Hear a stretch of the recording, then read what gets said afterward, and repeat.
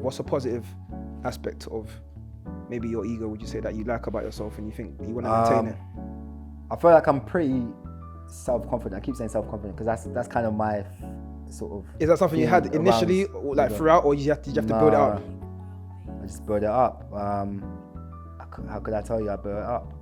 Just by, I don't know, maybe having not great expectations for things, which sounds crazy. That's interesting. Still, yeah, not because certain situations in life, I find like you have really high expectations of things, or you want certain things to happen a certain way, and it doesn't, and then that can make you fall flat. Okay. Or get upset or whatever. Yeah. So, me personally, I always feel like I don't think too high of something. So then if it surpasses my expectations, I'm happier than I wasn't. It's an interesting way to navigate life. It's quite good. Yeah, I know. Yeah, it's almost like a safety net. Kind of. Yeah, it might sound a bit negative. It can be a bit of a safety net at the same time. You're right, but I found like by having that sort of approach, I have more control of things as well. Okay. And once you have control of more things in your life, then you kind of know what should happen, what's going to happen. Okay. And that brings confidence because like you're like, oh, I know that's going to be that, or it's going to be this, or it's going to get sort of thing, if that makes sense. So would you say like having a healthy ego, is it in line with self-preservation as a man? No, most definitely. I think having an ego is in line with self-preservation because that's what ego is defined as. Ego, the definition of ego is perception of self-preservation and it's like almost like how you view your own self. How you self-importance. Self-importance. Self-importance. So there's nothing negative or toxic about that. Yeah. So that in itself is healthy. As long as in that process you don't use that power or that perspective of yourself to suppress others or to think that you're better than others. There was a period in your life where you feel maybe your ego was unchecked and you feel like it wasn't the most healthiest. So what was that version of you? I think it was just a version of like not knowing myself, like not knowing what my values are, not knowing who I was as a person. So like feeling like if someone said something, I have to get angry at every single thing people say, or I have to get being upset overly about emotional. Something. Yeah, but that came from like sense of like no control. Yeah, like not being secure about who I am as a person, not knowing who I am as a person, still being lost. And I think as I got older, like, and obviously I've done the work, so it's not just like people can't just get older and then suddenly it fixes. No, not at all. I was doing the self-work, I was doing understanding, who am I, how do I feel about the world, and all of those different things. And like I feel like over the time, like I got to a point where like I've got a healthy ego. It's definitely something that I would say it's something that everybody should be good at in the right way. Right? Because where you're talking about, it's self-preservation, that's what you were talking about before. It is self-preservation because everybody is in this world ultimately fighting for the same thing, which would be putting themselves, whatever path that is. It's like everybody wants the best for themselves, right? So the only person that can make the best thing happen for yourself is you anyway, right? So realistically, you need to sometimes inflate yourself in certain situations and show everybody that, I can do this, because that's what puts you forward and puts you in places where you can make the best opportunities for yourself. You know what I mean? So definitely, it's something that I am definitely been working on and things like that. Like as I've got older, I've started to realize I'm like, you can see it. Like, being an introspective individual, because I check myself, like, but in a brutal way, like in a harsh, brutal way, like in a way I think that might be uncomfortable for people, right? Just being that way naturally, it allows me to have a healthy ego, because there's times when my ego isn't healthy.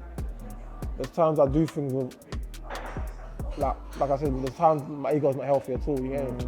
But because I check myself, and I'm constantly introspective, and I'm constantly evolving, I'm constantly growing as a person, it helps me kind of have to somewhat degree of healthy ego. Man, you need the ego, man.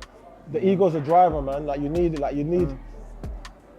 If I give you my word, it's my pride and my ego that's gonna make me stick to it. You know what I mean?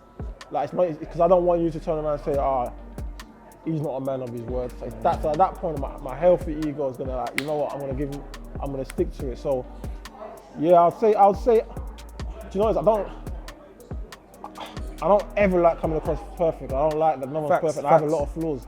So I don't want to turn around and say, yeah, I've got a healthy ego. I have a bad ego at times, but I have a healthier ego than I would say the average person. Yeah, the average person. Growing up, the issue with human beings, which I also suffered from, majority of human beings, is we have a tendency to overinflate the self-esteem. We overinflate the I. So how did that impact you directly then, in terms of where, maybe in your areas of your life, where was you maybe going wrong with maybe overinflating your own ego? Thinking that you're better than you are. And then you In the workplace? Everywhere. Okay. So then you naturally have an inclination to become arrogant, and then you look down on people. And it's not just the overinflation of the I, it's the overinflation of the people around you as well. So then what you don't do is you lose the concept of reality, and that's very dangerous, especially for yourself, because you don't accept who you truly are, nor do you accept who the people around you truly are.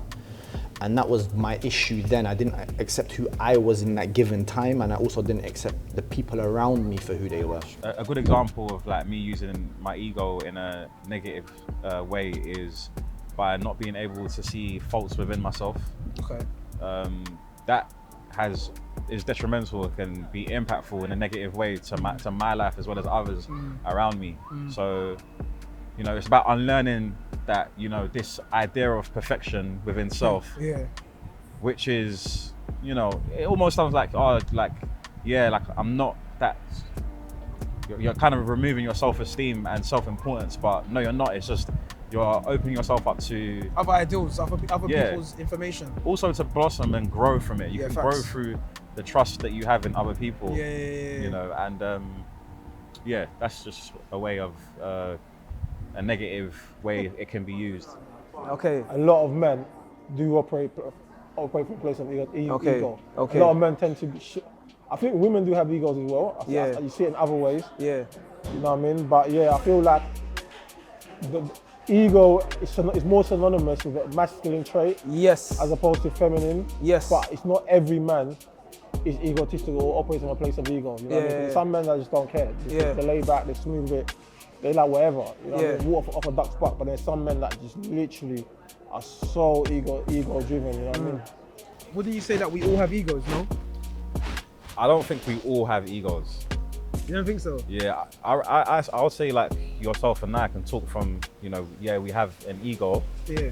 But have you ever met someone in life who they don't see any form of like self-importance or... In school, I think, in school, there's different people, different levels of ego in school, I'll say, for sure, 100%. They don't really care about the things that we care about. Yeah. I would say. They don't value, they don't put importance on certain things. Yeah. Yeah, so it's true. I would argue that some people don't have an ego at all. It's even, some people are even like abused for not having an ego, as in this person has no ego. And some people are praised for not having an ego entirely because they'll take on anything and they won't necessarily think to protect themselves from... Yeah, for sure. From it's anything, true, no, it's true. you know? It's actually facts. I agree. Like, maybe that vulnerability in you, was that brought upon just solely by yourself? Maybe you looking in the mirror thinking, nah, I'm not happy. Yeah. Or was it like, because sometimes kids can be cruel, innit? We know how it is. Yeah, for sure. Was it other people's like kind of ideals on you or saying certain things, or was it just solely yourself? Like, nah, I want to improve, I want to get better. Maybe you saw something feel like, rah, that physique is quite cold. Let me try and emulate that. No, you're right. I don't know. Because you're still trying to find yourself. Yeah, exactly. That's what exactly I was gonna say. It's basically find myself. Yeah. Honestly, it's not like I looked at people and said, "Oh, raw, I need to get like bigger." Really, it was just something within myself. Maybe one day it will hit me like on the head, like exactly what it is. But I just felt like it was something in myself that I had a complex with, and I thought I had to do something about it. So by me doing that, as I got older, I look back and I said, I know I'm, because I thought in my head I didn't have much confidence. But for me to go and do that, I done it myself. You know what I mean? I thought to myself, okay, I know I want to achieve it this way. I need to do this to get that sort of thing.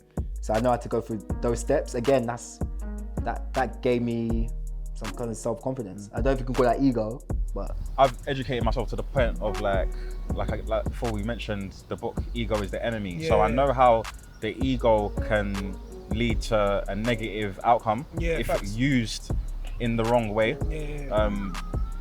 For myself, I think the ego protects myself. It allows me to install a confidence within me. Yeah, facts. That helps me to move forward in life. Yeah, navigate. But I'll never use my ego to think that I'm better than anyone, or use it to suppress anyone while to uplift myself.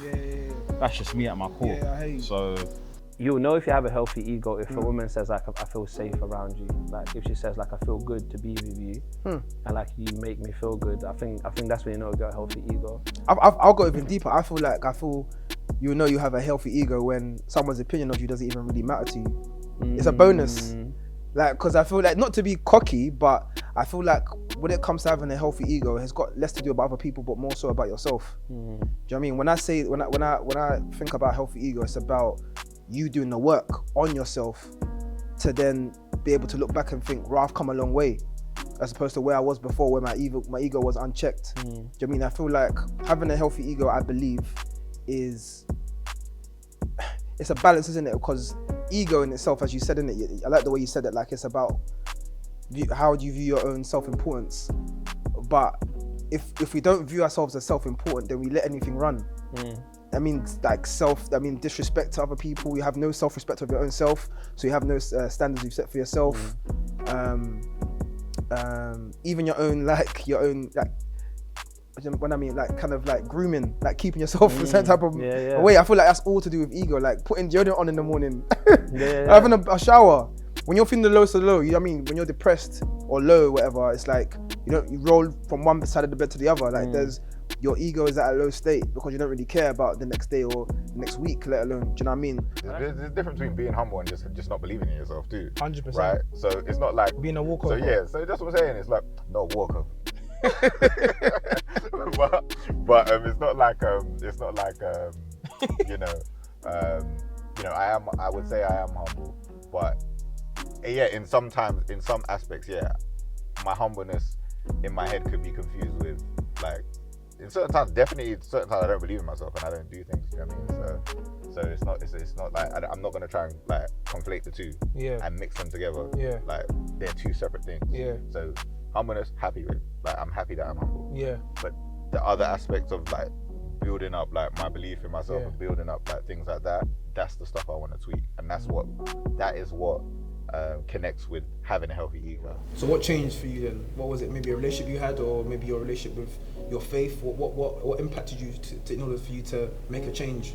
Firstly, it was studying philosophy. I'm a student of knowledge. I like to study everything, as you know. First, it was just understanding the I and ego, and understanding why I thought the way I thought, and why I was who I was. And that was the first part. And then secondly, it was the concept of faith. I'm a Muslim. I wouldn't say I was a practicing Muslim then. I'd like to think I've become more practicing now. And the concept of the ego is very, very clearly defined and explained in the religion of Islam. So, and that has definitely helped me actually shape and understand how I can improve the issues I was getting with the ego inflation, because I don't believe that should be demonized either. I think there's a place for ego inflation and there is a time for it, but you still have to be within the confinements of reality. When you're always thinking about I, it's linked to selfish. It's linked to selfishness, you know what I mean? So, and being selfish isn't a positive thing, you get what I'm saying, for the most part. But I think with everything is two sides of every coin, you know what I mean? So, overall, operating from ego, being egotistic or being an egomaniac, always thinking of I is negative. But there's two sides of every coin. If there's a way where you can have it in check, if there's a way you can make it use, because it's natural, innit? It's a natural. Most people are naturally born like that with a big ego. Do you get what I'm saying? But it's like, okay, cool. I have this trait of mine where I have a big ego. But okay, cool. I need to now use this to drive me in better ways. So for example, like some people, you can be egotistical in the sense where you have self-pride in your appearance. That's good. Exactly. You know what I mean? You could be ego in a way where you're like, you know what, I'm not gonna let myself go. So health-wise, so you work out, you eat well, and those things there, again, it's channeling the ego in the right way, do you know what I'm saying? But a lot of people unfortunately don't. And a lot of people don't know what, I literally seen in my own day-to-day life how some people are literally crashing and it's purely, when you strip everything down, it's basically operating from a place of pure ego and you're not controlling it. So I think the word of what I'm trying to say is control your ego. Control your ego, understand you have an ego, be okay with having an ego, but then using the ego to your advantage, to work for you, not against you. And I think a lot of people, it's almost like don't be a victim of your ego. Yeah, don't be a victim because you have an ego. Yeah. Walking around the gym, is an absolute crazy environment. It kind of is. Yeah, I've been. It's literally a workshop. It is. It's a human workshop. Yeah, it is a human. Exactly. I've been crazy. to many gyms around London. Yeah. The environment is so funny because you can get the guys who basically just walk around the gym and kind of act like they own it. And they might not feel like they do. And the reason why I say this is because like they'll just walk in, if there's a bench, someone might be sitting next to it, like might be using it, but they just got up in between sets, whatever. Man will like just go and put his phone there or put his towel down on the bench. You know what I mean? Next to the guy who. That's literally unhealthy ego. Yeah, it is. Yes, ego just there, man. Bro, are using this? Like if you see someone next to it, it's just respectful, innit? Facts. Like, are using it or whatever. Facts. The gym is like it's honestly, you could just put a camera in the gym and you could get so much from it. Just different behavior. It's mad. There's so many little scenarios talking about. Yeah, exactly. It's like literally the gym is place where we are trying to improve ourselves. Facts. Because everyone's on a journey in the gym, innit? Facts. So we're trying to improve ourselves. Like me, I was trying to improve myself, prove my self-confidence to get ego. But I got that ego, but I could have gone like, alright, cool, because I used to do deadlifting competitions. And I done quite heavy, like quite for my size. Yeah. People were impressed. So they were like, alright, cool. Like I could have just gone around saying, like, cool, I can deadlift whatever now. What can you deadlift? You know what I'm saying? It could have gone, and that wouldn't have been a healthy ego, would it? Facts. You know what I mean? Facts. That. Yeah. But it's that journey of trying to improve our self-confidence. It could have gone the other way. So. Adversity just builds character, man. It's all character building. And it's not like having that victim mentality. Yeah. I think that's another thing as well. Yeah, another thing as well with having a healthy ego. You don't see yourself as a victim. You see yourself as a target. You don't see yourself like you see yourself as this thing is happening right now, and I'm gonna learn. I'm gonna get on the other side of it. Yeah. It's the same thing as going to the gym. You know, going to the gym, you're gonna experience some grittiness. You're gonna experience some pain. You're gonna experience like some clenching of teeth. Yeah. But at the end of it, that's how I view it. I think we've had this conversation before when I said to you like, you asked me like, how can you be so consistent with the gym? I said to you like, I don't think about the gym in itself or think about what I'm gonna do in the gym. I think about the endorphins I'm gonna get afterwards and how I feel afterwards. I don't feel, if I think about going to the gym and what I have to actually do, I mean that's like the most. I want to put it off. I don't want to go to the gym, but I think about how it makes me feel. The gains I get afterwards, I feel like about the after feeling. Do you know what I mean? So I feel like it's a good mentality to have where I'm not a victim, I'm a victor. Do you know what I mean? Yeah. Nothing great is made in comfort. Yeah, facts. Like, honestly, like for example, for us to be born, a woman has to go through child labour. That's an extreme pain she has to go through. Yeah. But at the end of it, she got such a beautiful child. Facts. That's life. That's a metaphor for life. It's like facts. To win a trophy, you have to go. You've got to play all these tough games a whole season to get to the final. Facts. But when you win that trophy, it's like yes. Do you know what I mean? Even to get there, you have to like probably sacrifice your diet, your routine. Do you know what I mean? Like it's just anything. When you go to the gym, if you just go and pump and do bam, bam, bam, easy, nothing's gonna happen. But you have to go through the pain barrier. Like, oh my days, boom. That's when your muscle grows. And with everything you said there, in terms of everything tying in, it's like with all of that, it's not instant gratification. A woman's got to bear a child for 9 months before she receives the gift. Yeah. You've got to go through 36 games of the season to get that trophy. Yeah. You know what I mean? All these things, you know what I mean, that you're saying that you've got to go through 6 to 9 months or even 12 months in the gym to see maybe the abs you wanted to see. Do you know what I mean? It's not going to come tomorrow. I feel like every man should have a healthy ego. I feel every person should have a healthy ego, but obviously we're talking about men here. I feel like it's very important to feel good about yourself. I mean, don't rely on other people to then kind of like have to build you up. You have to build yourself up, and then hopefully the energy you've put in yourself then comes out naturally, and people feel that energy and they're receptive towards that. Do you know what I mean? I feel like I'm a big energy person, a big aura person. And I feel like the energy you put into yourself, it will come back tenfold, 100%, because you carry yourself a different type of way, you walk a different type of way. You even your mentality will be different, which then obviously encapsulates everything else, as I said, isn't it? So yeah, I definitely feel like having a healthy ego is very, very important. And it's good to check our ego as well. I feel like to have people you trust around you, also as well to be able to know within yourself when you're not maybe doing the best, or maybe when you need to take time out. Because there's been times even for myself, I feel like I need to take time out for myself, whether I can't go to that motive today because I'm not 100%.